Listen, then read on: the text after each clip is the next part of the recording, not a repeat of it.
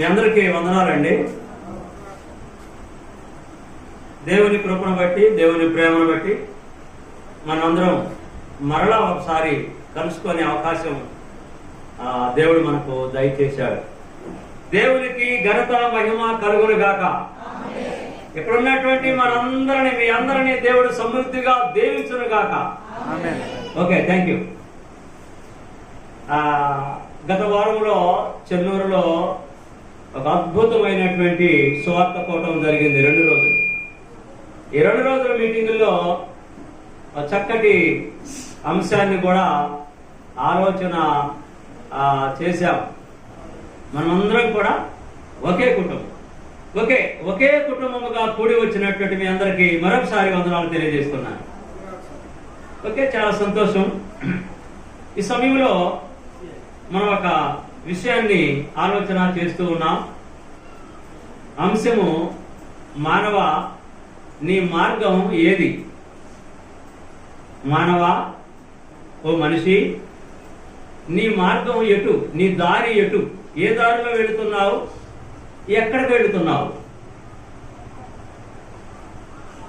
నీవు ఏ దారిలో వెళుతున్నావు? ఆ దారి ఎక్కడికి వెళుతుంది? దయచేసి ఆలోచన చేయాలి అనేది ఈ అంశం యొక్క ఉద్దేశం. చక్కగా కొన్ని విషయాలని మన దృష్టిలోకి తీసుకొచ్చి మనము ఎక్కడి నుంచి వచ్చామో తిరిగి మరలా అక్కడికే వెళ్ళాలి, ఆ దారిలోనే వెళ్ళాలి, ఆ దారి తప్పకూడదు అనే విషయాన్ని మనకి క్లుప్తంగా బోధించారు సోదరుడు. మనము ఈ లోకానికి రాకముందే మనతో దేవుడు ఏం పని చేయించుకోవాలో అది ఆనాడే నిర్ణయించాడట. మనం ఏమంటున్నామంటే, దేవుడా, నీ పని చేయాలని నన్ను నిర్ణయించుకున్నావు, నన్ను పుట్టించావు, కానీ నాకు చాలా పనులు ఉన్నాయి, మరి నీ పని చేస్తే ఈ పనులను చేసేది ఎవరు అని మనం ఏం చేస్తున్నామంటే, దేవుడు ఏర్పాటు చేసి ఇచ్చినటువంటి మార్గాన్ని చెరిపేసి మనం కొత్త మార్గాన్ని ఏర్పాటు చేసుకుంటున్నాం.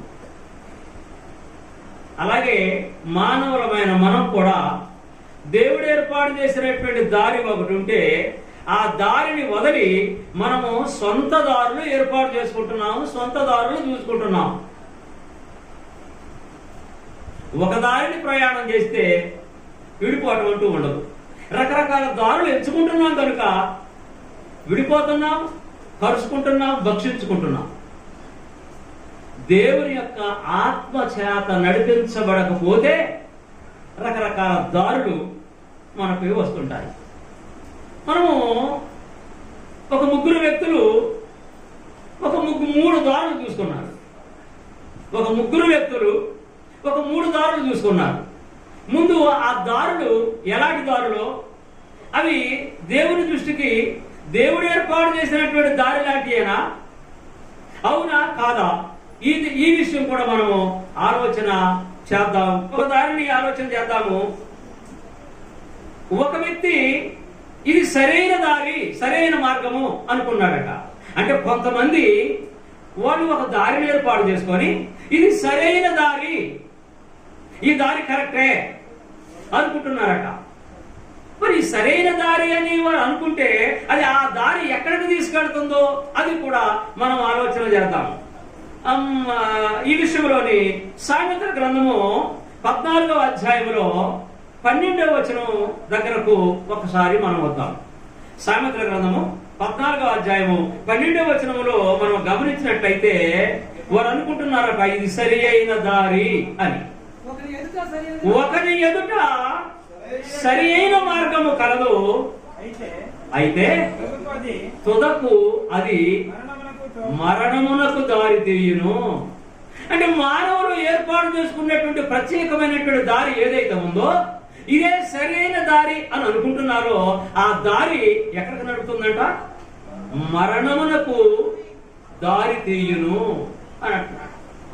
ఈ దారి శారీరక సంబంధమైనటువంటి మరణాన్ని గురించి మాట్లాడలేదు, కానీ ఆత్మ సంబంధమైనటువంటి మరణాన్ని గురించి మాట్లాడుతున్నాడు. శరీరానికి ఎలాగ మరణం ఉందో ఆత్మకు కూడా అలాగే మరణం ఉంది, అదే అగ్నిగుండం. దాన్నే రెండవ మరణము అన్నారు. మనిషిలో రెండు భాగాలు ఉన్నాయి. మొదటి భాగమైనటువంటి శరీరము మట్టిలో కలిసిపోతుంది. చాలా మంది మట్టిలో కలిసిపోవటం మనం చూస్తున్నాం. మనము కూడా ఇక్కడ ఉన్నటువంటి అందరూ కూడా ఏదో ఒక దినమున వారికి నియమించినటువంటి దినమున, నియమించబడినటువంటి దినమున ఖచ్చితంగా మట్టిలోనికి వెళ్లాల్సిందే. నేను కూడా ఆల్సో మైసెల్ఫ్, నేను కూడా. ఎందుకంటే మా తాత మైసయ్య గారు దానిలోకి వెళ్ళిపోయాడు, మా తండ్రి గారు పురుషోత్తం గారు దానిలోకి వెళ్ళిపోయాడు, మా అమ్మగారు దానిలో ఆ మట్టిలోనికి వెళ్ళిపోయింది. నేను కూడా వెళ్ళాలి, ఎప్పుడో తెలియదు. అలాగే మనమందరం కూడా మన శరీరములు ఈ భూమి మీద వదిలిపెట్టి వెళ్ళాలి. ఎక్కడికి వెళ్ళాలి? ఒక వెయిటింగ్ ప్లేస్ ఉంది. ఆ వెయిటింగ్ ప్లేస్ లోని ఆ వెయిటింగ్ ప్లేస్ ని మృతుల లోకము అని అన్నారు. చెప్పాను ఇందాక, దాన్నే పాతాళ లోకము అని అన్నారు. ఆ మృతుల లోకములో లేదా పాతాళ లోకములో రెండు మార్గాలు ఉన్నాయి, రెండు స్థలాలు. ఒకటి పరదైసు, రెండవది వేదనకరమైన స్థలం. మానవులమైనటువంటి మనము ఇక్కడ ఉన్నప్పుడు, మనం చనిపోయిన తర్వాత ఈ శరీరము ఇక్కడ ఆగిపోతుంది. ఈ ఆత్మ, కొంతమంది అనుకుంటారు చచ్చిపోయిన తర్వాత తక్కిడో బిక్కిడో గాలిలో కలిసిపోతుంది. ఆ ఫ్యాన్ గాలిలో, ఆంధ్రాలో ఇప్పుడు ఫ్యాన్ గాలి తిరుగుతుంది, ఈ గాలిలో గాలి కలిసిపోతుంది. అయితే చచ్చిపోయిన తర్వాత ఏమీ లేదు అని కొంతమంది పొరపాటు పడుతున్నారండి. దైవ జనాంగమా, దేవుని పిల్లలారా, ఆలోచన చేద్దాం. మనం పొరపాటు పడవద్దు. మనం దేవుని నమ్ముకున్నాం, ఆయన కుమారుడు మన ప్రభు అయిన యేసుక్రీస్తును నమ్ముకున్నాం. ఆయన బాటలో మనం నడిస్తే ఖచ్చితంగా చనిపోయిన తర్వాత మన ఆత్మ ఒక ప్రత్యేకమైనటువంటి రూపాన్ని, ఆత్మకి ప్రత్యేకమైన రూపం ఇస్తున్నాడు, ఒక ప్రత్యేకమైన రూపం ఇస్తున్నాడు.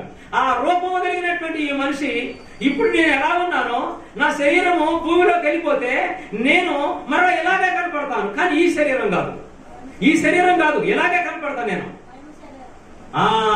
దేవుడు ఇచ్చినటువంటి శరీరం, మహిమ కలిగినటువంటి దేవుడు మహిమ కలిగినటువంటి శరీరాన్ని ఇస్తాడు. రక్త మాంసములతో ఉన్న శరీరము కాదు. అయితే ఆ శరీరముతో అక్కడికి వెళ్ళిన తర్వాత రెండు దారుల్లో ఏదో ఒక దారిని వెళ్ళాలి, ఏదో ఒక స్థలానికి వెళ్ళాలి. కనుక అక్కడ ఏదో ఒక స్థలానికి వెళ్ళాలి. కనుక ఇక్కడ ఉన్నప్పుడే, అక్కడ చనిపోయిన తర్వాత ఎక్కడికి వెళ్ళాలో, ఏ దారిలో వెళ్ళాలో ఇక్కడే నియమించుకోవడం మంచిది, ఇక్కడే ఆలోచన చేసుకొని ఉండటం మంచిది. కానీ చనిపోయిన తర్వాత చచ్చినోడు పని తక్కుడో బిక్కుడో అని అనుకోవటం చాలా పొరపాటు. అది తెలియక అనుకుంటున్నారు. కానీ చనిపోయిన తర్వాత మరో 2 లోకాలు ఉన్నాయి, 3 లోకాలండి. ఒక మహా మేధావి టీచర్ ఉద్యోగం చేస్తూ, భార్యాభర్తలు టీచర్ ఉద్యోగాలు, ఇద్దరు కూడా ఆ ఉద్యోగానికి రిజైన్ చేసి, రాజీనామా చేసి, మేము దేవుని కొరకు బ్రతకాలి అని వారు సంచి తగిలించుకొని, దానిలో బైబిల్ గ్రంథం పెట్టుకొని భార్యాభర్తలు ఇద్దరు ఉద్యోగాలకు విడాకులిచ్చి, ఉద్యోగానికి రిజైన్ చేసి బయలుదేరి వారు ప్రపంచంలో సువార్త ప్రకటిస్తూ ఆయన ఒక పాట రాశాడు. ఏమన్నాడంటే, లేడు ముల్లోకాలు చూడగా నీ వంటి గాఢమైన ప్రేమ గల్లవాడు. ముల్లోకాలలో నీ వంటి గాఢమైనటువంటి ప్రేమ కలిగిన వాడు ఇంకెవరు లేరు. ఎందుకంటే మా కోసం నువ్వు ప్రాణం ఇచ్చావు. మా ప్రభువా, మా క్రీస్తు ప్రభువా, యేసయ్యా, మా కోసం నువ్వు ప్రాణం ఇచ్చావు. ముల్లోకాలలో నీ వంటి వాడు లేడు అన్నాడు. వాళ్ళిద్దరు చనిపోయినారండి, లేరు, దేవుడు పని చేశారు, చనిపోయారు. నాకు బాగా తెలుసు, మంచి సేవకుడే. అయితే ముల్లోకాలు, ఒకటి భూలోకం, రెండవది మృతుల లోకం, మూడవది పరలోకం లేదా నరకం. అయితే భూలోకంలో ఉన్నటువంటి మనం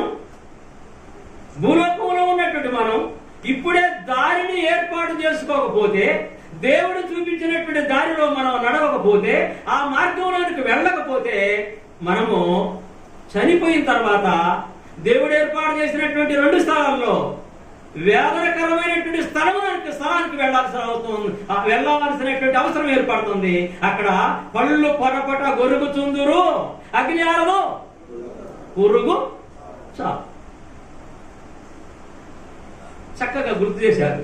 ధనవంతుడు తట్టుకోలేక అక్కడ పైకి చూశాడట. పైకి చూస్తే ఎవరు కనపడ్డారు? లాజరు గారు కనపడ్డాడు. ఆయన ఉద్యోగం, కింద ఉద్యోగం ఏంటి? ఇస్తంలో ఉన్నటువంటి అవి ఏరుకొని తింటమే పాపం. ఆయన ఏరుకొని తింటుంటే కుక్కలు వచ్చి కురుపులు నాకుతుండేవి. అలాంటి జీవితం. ఒరే లాజరు అక్కడ ఉందివా? అక్కడ ఉండి అంటాడు, అక్కడ ఉన్నటువంటి అబ్రహామును గుర్తుపట్టాడు. తండ్రి అయిన అబ్రహామా, అనేక మందికి తండ్రి అయినటువంటి అబ్రహామా, విశ్వాసులకు తండ్రి అయినటువంటి అబ్రహామా, ఇదిగో నీ ప్రక్కన ఉన్నాడే వాడు ఎవరో లాజరు, కురుపులతో ఇక్కడ బ్రతికాడు. నా ఇంటి వాకిట ముందు గేటు దగ్గర ఇదిగో వాడిని పంపించి, కాస్త తట్టుకోలేకపోతున్నాను, ఈ వేదన, ఈ మంట, ఈ అగ్నిగుండంలో తట్టుకోలేకపోతున్నాను, కాస్త నీళ్లు చుక్కలు ఎదుగుతావా నా నాలుగు మీద అని అడిగాడు. ప్రియమైన దైవ జనాంగమా, ఇక్కడ దేవుడు ఇచ్చినటువంటి దారిని మనం చూడకపోతే, ఆ దారిలో మనం ప్రయాణం చేయకపోతే, అక్కడ ఆ ధనవంతుడు ఏ విధంగా అరుస్తున్నాడో అది తప్పదు.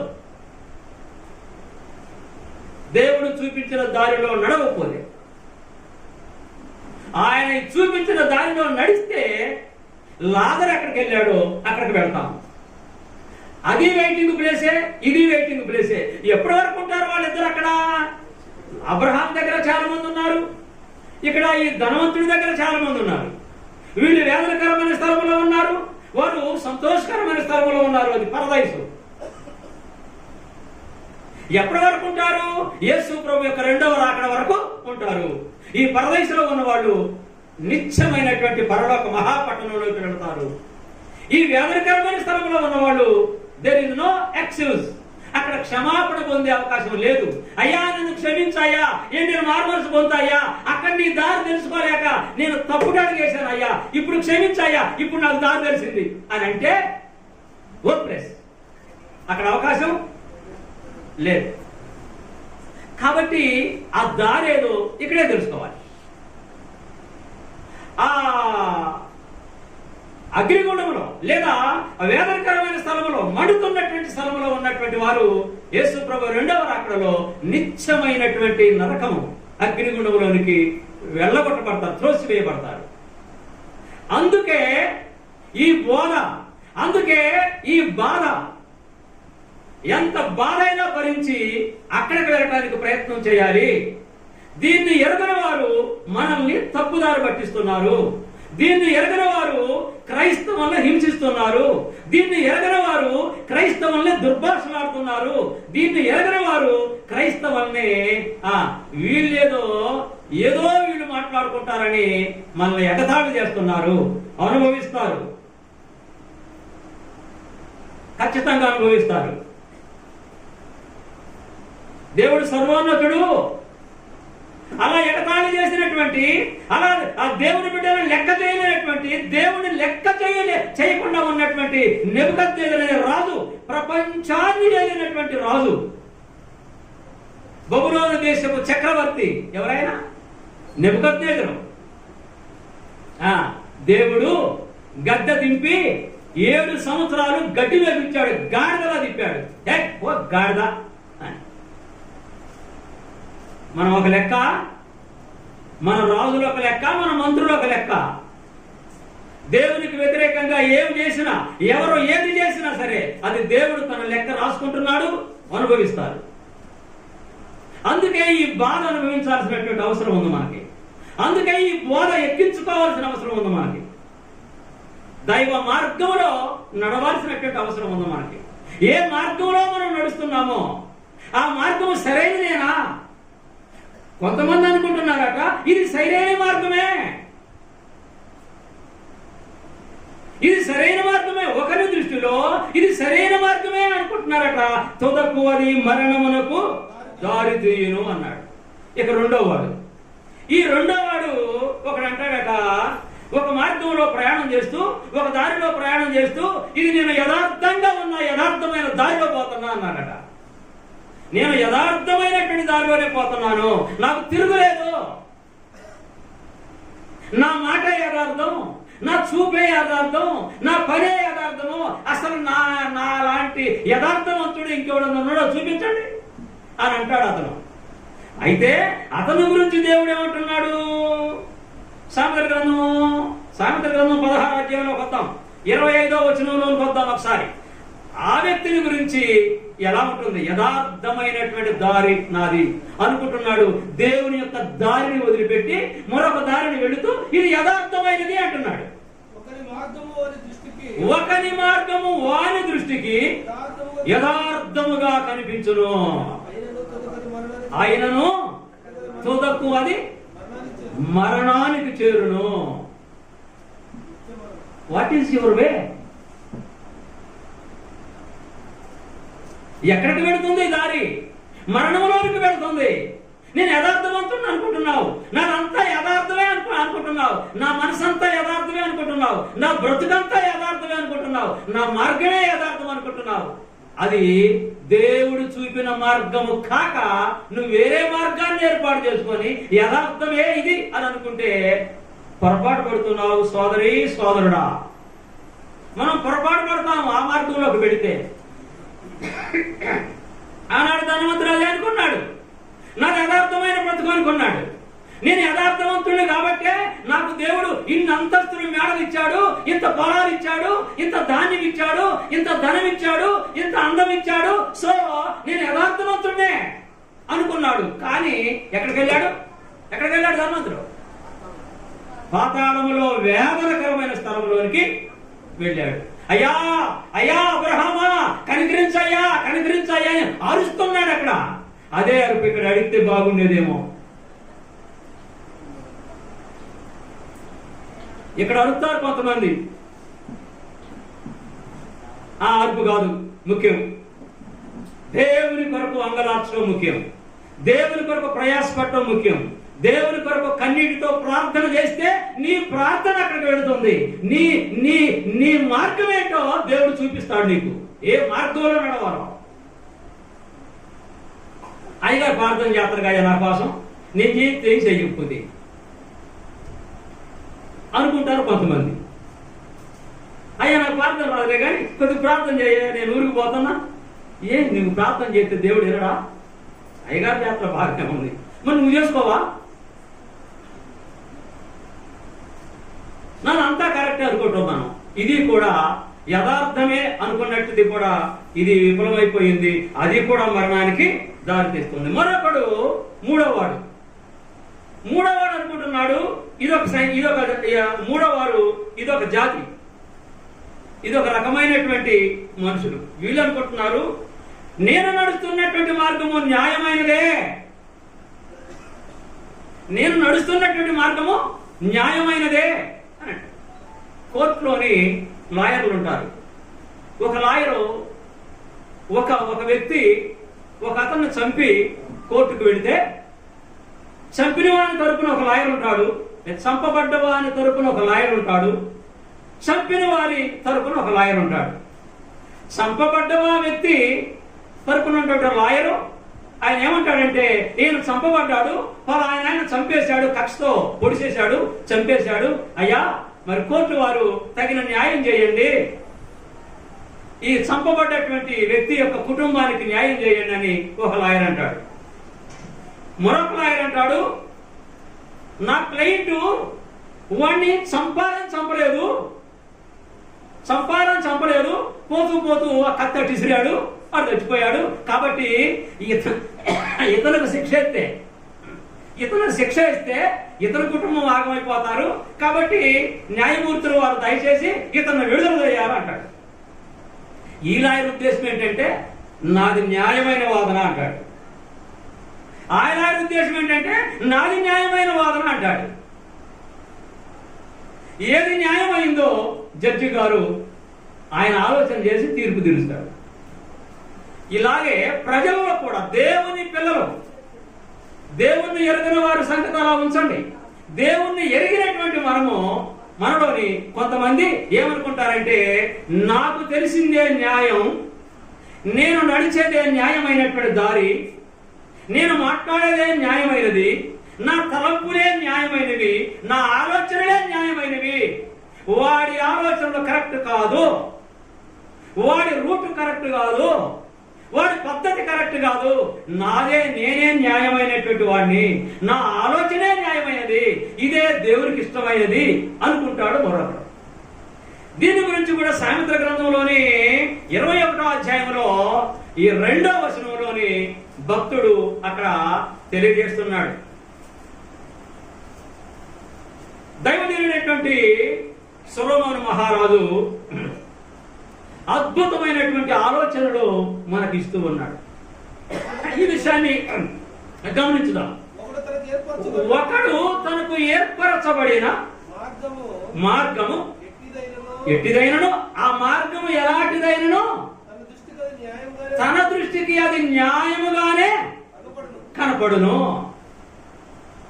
అది ఎలాంటిదైనా సరే తన దృష్టికి అది న్యాయముగానే కనపడుతుందట. అది కూడా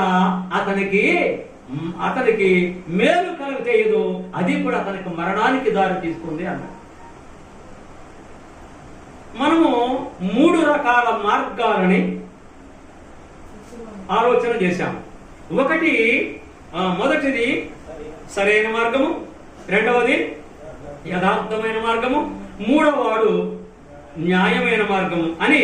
ఇక ఈ మార్గాల్లో ఉండి దేవుని మార్గంలోనికి రాలేకపోతున్నాడు.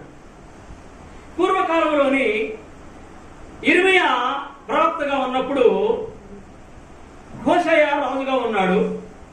తర్వాత హోషేయ కుమారులు 2 కూడాను యెహోయాకీము మరొకడు రాజులుగా ఉన్నారు. వీరు 3 రాజులుగా ఉన్న కాలంలో ఇర్మియా ప్రవక్తగా ఉన్నాడు. యూదా రాజ్యములో ఉన్నటువంటి ప్రజలు దేవుని మీద తిరుగుబాటు చేశారు. అంటే మేము మా మార్గం, దేవుడితో మాట్లాడుతున్నారు ప్రజలు, ఇర్మియా గారు మేము యెహోవా ఏర్పాటు చేసిన మార్గంలో మేము నడము. ఎంత భయంకరమైన విషయమో చూడండి.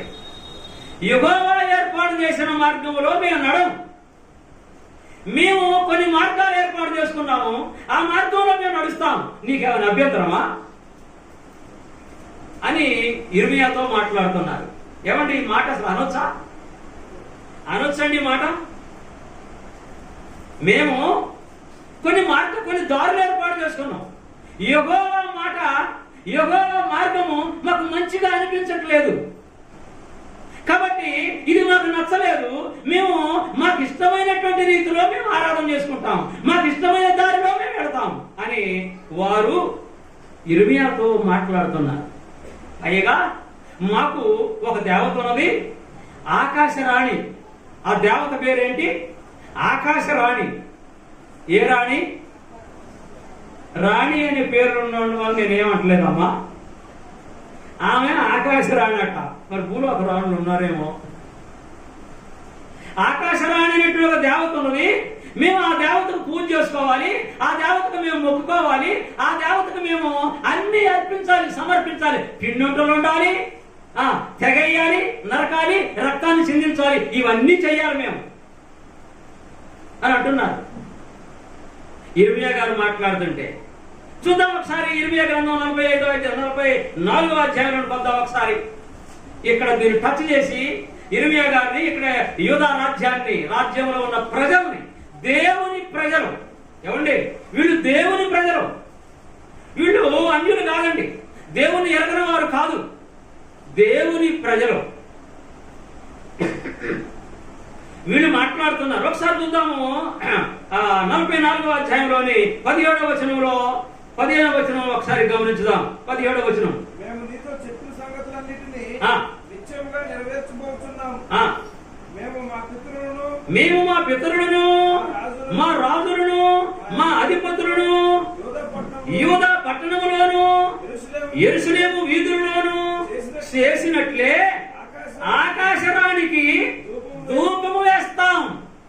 ఎవరికేస్తాడు ధూపం? వీళ్ళ దారిది, వీళ్ళ దేవత ఆకాశరాడట. ఎంత అసలు బుద్ధి ఉంది వాళ్ళకి? ఐగుప్తు దేశం నుంచి అద్భుతంగా నడిపించినటువంటి దేవుణ్ణి మర్చిపోయారు. ఐగుప్తు దేశంలో 10 రకాల తెగుళ్ళు రప్పించి రాజును గడగడలాడించి ఎర్ర సముద్రం దాటి ఎర్ర సముద్రం పాయం చేసుకుని వస్తుంటే ఆ ఐగుప్తు సైన్యం ఎర్ర సముద్రంలో దిగినప్పుడు ఆ ఎర్ర సముద్రం కలిసిపోయి వారి నాశనం అయితే కళ్ళారు చూశారే. ఇక్కడికి వచ్చిన తర్వాత మేము ఆకాశరాణి మా దేవత అంటున్నారండి వీళ్ళు. వీళ్ళు సొంత దారులు ఏర్పాటు చేసుకున్నారు. ఇంకేమంటాడంటే 18వ వచనం ఒకసారి చూద్దాం. 18 మేము ఆకాశరానికి ధూపము వేయకయు ఆమెకు పానార్పణములు అర్పించకయు మానినప్పటి నుండి సమత్వం మాకు తక్కువైంది. మాకు కలిసి రావట్లే. ఇదొక సెంటిమెంట్, ఇదొక సెంటిమెంట్ అండి. ఆకాశరానికి ధూపం వేయట్లేదు, మానేశాం మేము. కొన్ని అర్పణలు చేయట్లేదు, అందుకని మాకు గడిచి రావట్లేదు అని వీళ్ళు ఆనాటి ప్రవక్త అయినటువంటి ఇర్మియాని ప్రవర్తించమని చెప్పినటువంటి దేవుడికి వ్యతిరేకంగా మాట్లాడుతున్నారండి. మరి దేవుడు కోపం రాదండి? కోపం వచ్చిందా రాదా? సొంత మార్గాలు, సొంత దారులు ఏర్పాటు చేసుకున్నారు. ఈ రోజున కూడా యేసు ప్రభువు భూలోకానికి వచ్చాడు. భూలోకానికి వచ్చామన్నాడంటే, ఇదిగో పిల్లలారా, శిష్యులారా, నేను నా సంఘమును నేను కడతాను, రెడీగా ఉండండి, రెడీగా ఉండండి, నా సంఘమును కడతానేను అన్నాడు. ఆయన సంఘాన్ని ఏర్పాటు చేశాడు. పౌలు గారు అన్నాడు తర్వాత. ఆ పౌలు గారు ఏమన్నాడు? అపోస్తలుల కార్యం 20వ అధ్యాయం 28వ వచనం ఏమన్నాడండి? ఏమన్నాడండి? యేసు ప్రభువు తన సొంత రక్తం ఇచ్చి మిమ్మల్ని కొన్నాడు. మీరు ప్రభు మనుషులు, మీరు ఆ మార్గంలోనే నడవాలి. ఏమండి, చాలా మంది ఇక్కడ స్త్రీలు ఉన్నారు. మా తల్లులు, నా చెల్లెళ్ళు అందరూ చాలా మంది ఉన్నారు. అక్కలో చిన్నప్పుడు మన అయ్య అమ్మ ఒక అయ్యకి ఇచ్చి పెళ్లి చేస్తారు. ఆయన ఎవరో ముక్కు ముఖం తెలియదు. వేదిక మీద స్టేజీ దగ్గర కలుస్తాడు. అయ్యగారే ఇద్దరు మూడేపిస్తాడు, బంధం వేపిస్తాడు, తాడి కట్టిస్తాడు, ప్రమాణాలు చేపించి. ఓకే, ఆ రోజు నుంచి ఆ కుటుంబం యొక్క యజమానురాలుగా, ఆ పిల్లలకు తల్లిగా, ఆ కుటుంబాన్ని దిద్దుకునేటువంటి ఒక మంచి వ్యక్తిగా ఆ కుటుంబాన్ని తన చేతిలోకి తీసుకొని ఆ సంసారాన్ని అభివృద్ధి చేసుకోవాలి. అంతేనా? అంతేనండి? అంతేనా? మధ్యలో బారిపోవాలన్నా? పనికి మాలిన వాళ్ళు మధ్యలో బారిపోతారు. దయ్యం బట్టి మధ్యలో బారిపోతారు. దయ్యం అంటే దయ్యపు ఆత్మ. దేవుని బిడ్డలు కారండి, దేవుని బిడ్డలు కారండి. ఇశ్రాయేలు దేవుని ప్రజలైన యూదుల్ని దేవుడు అలా వారిని మరొక మాట అన్నాడు, గద్దరెక్కల మీద నడిపించినట్టు నేను నడిపించాను అన్నాడు. అంటే విమానం మీద ఈ రోజున అయితే దాని పేరు విమానం మీద నడిపించినట్టు, మేఘం మీద నడిపించాను మిమ్మల్ని.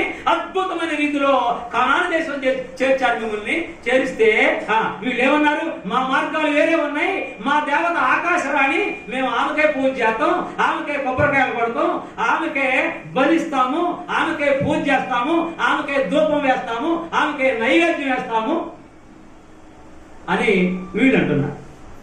ఇది న్యాయమేనంటారా? మరి దేవుడు కోపం రాదా? అందుకే దేవుడు ఏం చేశాడంటే, అన్ని ఎరిగిన వాడై ఉండి ఆయన అక్కడ పరలోకమును నరకమును రెండింటిని సిద్ధం చేసి ఉంచాడు. నేను చాలా తిరిగలను అనేటువంటి, నేను చాలా యథార్థవంతులు అనేటువంటి కొందరు ఒక పాట ఏర్పాటు చేసుకుంటారు. మేము సరైన మార్గాన్ని ఎన్నుకున్నామని కొందరు ఏర్పాటు చేసుకుంటారు. మేము న్యాయమైన మార్గంలో పోతున్నామని కొందరు ఏర్పాటు చేసుకుంటారు. ఇలాంటి మార్గాలు ఏర్పాటు చేసుకుంటారు. కనుక వీరికి అగ్నిగుండమే కరెక్ట్ అని ఆయన అగ్నిగుండాన్ని కూడా సిద్ధపరిచే ఉంచాడు. అయిపోయింది, సిద్ధపరిచే ఉంచాడు ఆయన. ఆయన బాటలో నడిచేవారికి, ఆయన మాటలో నడిచేవారికి, ఆయనతో కలిసి జీవించే వారికి కష్టమైన, నష్టమైన, ఇబ్బంది అయినా, ఏమంటే ఒక తల్లి, ఒక అమ్మాయి ఒక ఇంటి కోడలైంది. ఒకరోజు ఆయన ఒట్టి చేతులతో వచ్చాడు. భర్త ఒట్టి చేతులతో వచ్చాడు. కూలి పని దొరకలే, కూలి కుటుంబం అనుకుందాం. ఒకరోజు భోజనం లేదు. ఒక రోజు భోజనం లేకపోతే నా ఇంటికి నేను వెళ్తా, నీ పిల్లలకు ఒక దండం నీకు ఒక దండం అని బట్టలు దొరుకుకొని వెళ్ళిపోద్దండి. మంచి ఇల్లాలు అయితే పోతుందా? మీరు చెప్పాలి, పోతామా? పోదు. మరి దేవుని కుటుంబంలో కష్టాలు వచ్చినప్పుడు, నష్టాలు వచ్చినప్పుడు, ఇబ్బందులు వచ్చినప్పుడు వాటిని సహించాల్సిన అవసరం లేదా? ఉన్నది కదా. దేవుని పిల్లలమైనటువంటి మనము దేవుని యొక్క ఆశీర్వాదాలు పొందాలని మనము ఆయన దారిలో మనం నడవాలి కదా. కానీ ఆయన దారిలో నడవకుండా సొంత మార్గాలు ఏర్పాటు చేసుకుంటున్నారు. క్రైస్తవులైనటువంటి మనమందరము కూడాను దేవుని మార్గంలో నడుస్తాము అని దైవ మార్గంలోనికి వస్తూ ఈ దైవ మార్గంలోనే రకరకాల గ్రూపులు అండి. మరి ఇందులో రకరకాల గ్రూపులు చెప్పుకోవడానికి సిగ్గు. అందరం ఒక దేవుణ్ణి ఆరాధన చేస్తున్నాం కదా, అందరం పరలోకి ఒకే చోటకు పోదాం అనుకుంటున్నాం కదా. ఇక్కడ ఇక్కడ ఇక్కడ మనమంటే గిట్టనటువంటి వాళ్ళు వేరే చోట ఉన్నారనుకోండి, మరి ఒకవేళ మనం పరలోకం పోతాం, వాళ్ళు కూడా ఒడి మీదకి వచ్చి వీళ్ళు ఏడున్నారేంటి, వీళ్ళు ఏడుంటే మనం ఎందుకు పోవాలి ఇక్కడికి అని వేరే చోటకు పోదామని ప్రయత్నం చేస్తే వేరే చోట ఇంకేముంటుంది? అక్కడ ఏముందండి? అగ్నిగుండమా కాదా? ఇంకేమన్నా ఉందా? ఆలోచన చేయండి. దేవుడు తనకు తానే విరోధంగా చూసుకుంటాడా? ఆయన తనకు తానే విరోధంగా ఏర్పాటు చేసుకుంటాడా? ఆయనే అనేక మార్గాలు పెడతాడా? ఆయన పెట్టడు. ఒకసారి 20 గ్రంథము 16 అధ్యాయంలోనికి ఒకసారి వద్దామండి. 20 గ్రంథము 6 అధ్యాయము 16వ వచనంలోనికి ఒకసారి వద్దాం. వీరితోని యూదులతోని ఇర్మియా గారు వాదిస్తున్నాడు. అరే నాయన, ఎందుకు ఆగమైపోతారు?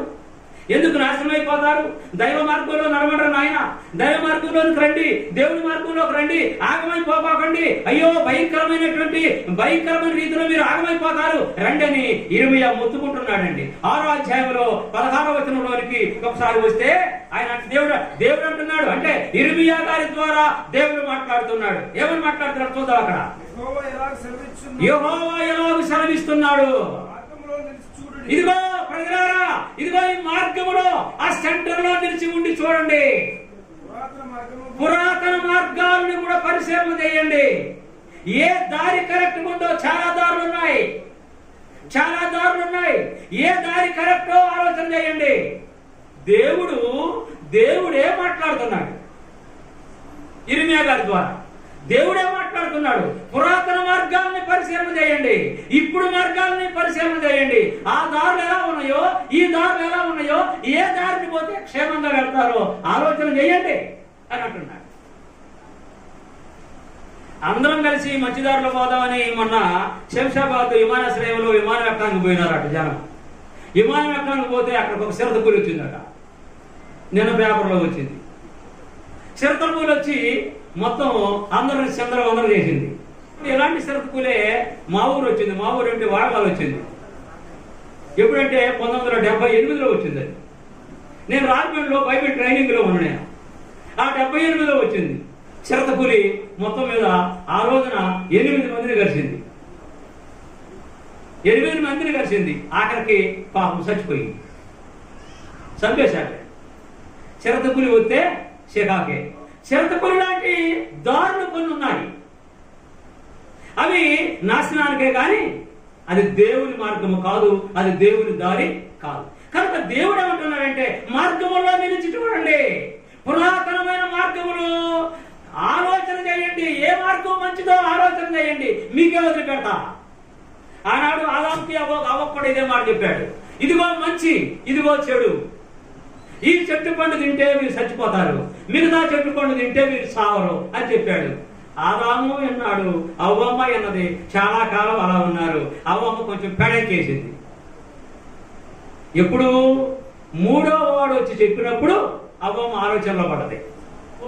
దేవుడు ఏర్పాటు చేసినటువంటి దారిని వదిలి అవ్వమ్మ వేరే దారిలో వెళ్ళింది కనుక దేవుడు మెడబెట్టి ఏదైనా తోట నుంచి బయటికి గెంటేశాడు. యెహెజ్కేలు గ్రంథము 18వ అధ్యాయము 29వ వచనం. ఇక్కడ యెహోవా మార్గము న్యాయం కాదని చెబుతున్నారు.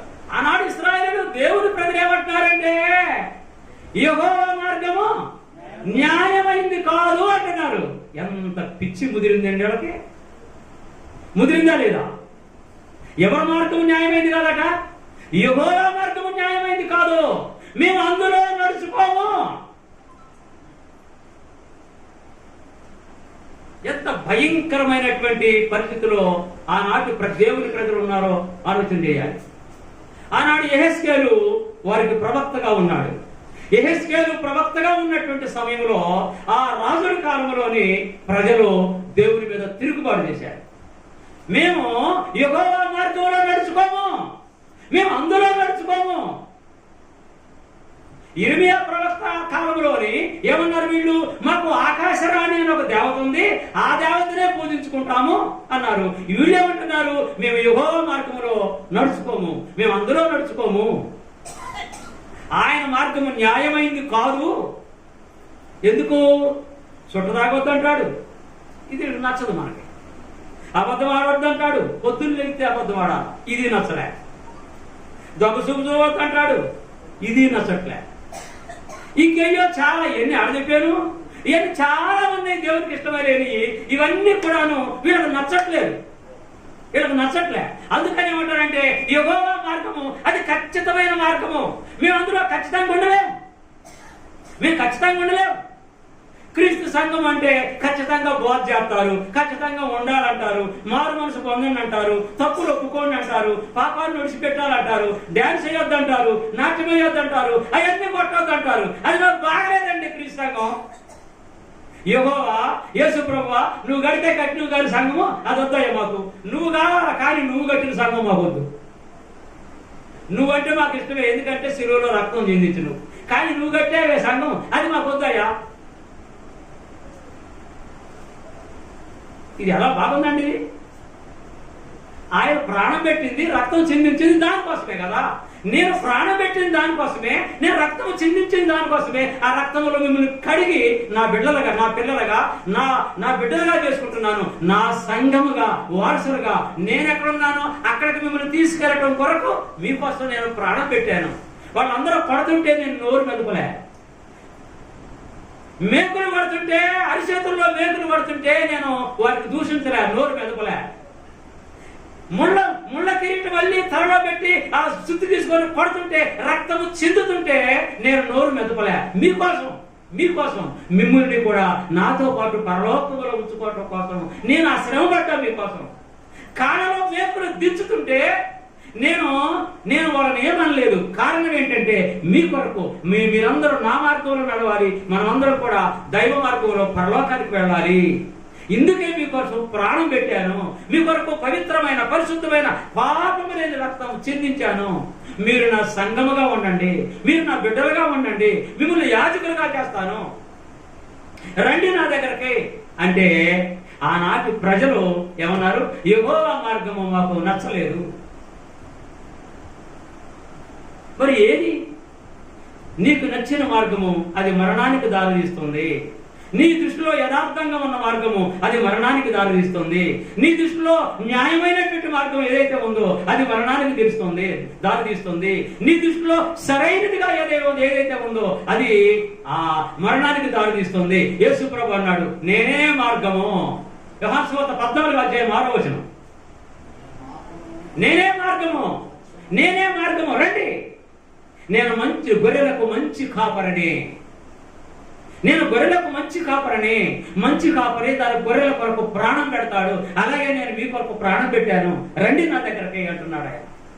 నేనే మార్గము, నా మాటలే సత్యము, నాలో జీవం ఉంది, రండి ఆ మార్గంలో, నా మార్గంలో రండి వెళ్దాము అని యేసు ప్రభు భూలోకంకి వచ్చి ఆయన అందరిని కూడా పిలిచాడు. ఆయన చనిపోయాడు మన కొరకే, సమాధి చేయబడ్డాడు మన కొరకే, తిరిగి లేచాడు మన కొరకే. లేచిన తర్వాత శిష్యులకు చెప్పాడు, ఈ వార్త చెప్పండి ప్రపంచంలోనే, నమ్మి బాప్తిసం పొందిన వాడు రక్షింపబడును, నమ్మకపోతే శిక్ష, చెప్పేసేయండి మీరు అని అన్నాడు. వారు చెప్పినటువంటి బోధే ఈ గ్రంథం, అదే ఇది, ఆ మాటలే దీనిలో ఉన్నాయి. ఇదే మేము బోధిస్తున్నాం, బువ్వ ఉన్నా లేకపోయినా, తిన్నా తినకపోయినా, ఒకవేళ పస్తులు ఉన్నా సరే, ఉన్నా లేకపోయినా, ఉంటే తిందాం లేకపోతే లేదు, కానీ దేవుని కొరకు బ్రతుకుదాం, ఆయన కొరకు ఆలోచన చేద్దాం, ఆయన మార్గంలో నడుద్దాం, ఆయన మార్గంలో ప్రయాణం చేద్దాం. యేసు ప్రభు అన్నాడు, యోహాను సువార్త చదవదులేండి, యోహాను సువార్త 14వ అధ్యాయంలో యేసు ప్రభు అన్నాడు ఏమని, ఇదిగో నేను నా తండ్రి దగ్గరకు వెళుతున్నాను, నా తండ్రి దగ్గర అనేక నివాసాలు ఉన్నాయి. ఆ నివాసాలు అంటే ఇలాంటి ఇళ్ళు కావాలి, అది ఎలాంటి ఇళ్ళు కావు. ఒకవేళ మహిమ కలిగినటువంటి దేహం గురించి మాట్లాడుతున్నాడేమో, మహిమ కలిగినటువంటి ఇంటిని గురించి మాట్లాడుతున్నాడేమో. కనుక మీరు కలవరపడద్దు, మీరు దుఃఖపడద్దు, బాధపడద్దు, డౌట్ వద్దు. నా తండ్రి ఇంటి అనేక నివాసాలు ఉన్నాయి, రండి, నేను వెళుతున్నాను, నేను మళ్ళీ వస్తా, మిమ్మల్ని తీసుకెళ్తా, మీరు రెడీగా ఉండండి అన్నాడు. రెడీగా ఉందామా? దేవునికి మహిమ కలుగును గాక. ఆమేన్. మన అందరిని కూడా దేవుడు రెడీ చేయను గాక, మనందరినీ దేవుడు సిద్ధపరచును గాక, దేవుని మార్గంలో మనం నడిపించును గాక. ఆమేన్. మీ అందరికీ వందనాలు. ముగిస్తున్నాను. దేవునికి స్తోత్రం కలుగును గాక. దేవుని యొక్క అమూల్యమైన వాక్యాన్ని మన సహోదరులు దైవదాసుల ద్వారా మన వాక్యాన్ని నేర్చుకున్నాం. ఇంకా ఇటువంటి అమూల్యమైన వాక్యాన్ని మనం ఇంకా ముందు రోజుల్లో ఇంకా దైవ సేవకుల ద్వారా నేర్చుకోవాలని గొప్ప ఆశ కలిగి జీవించాలి.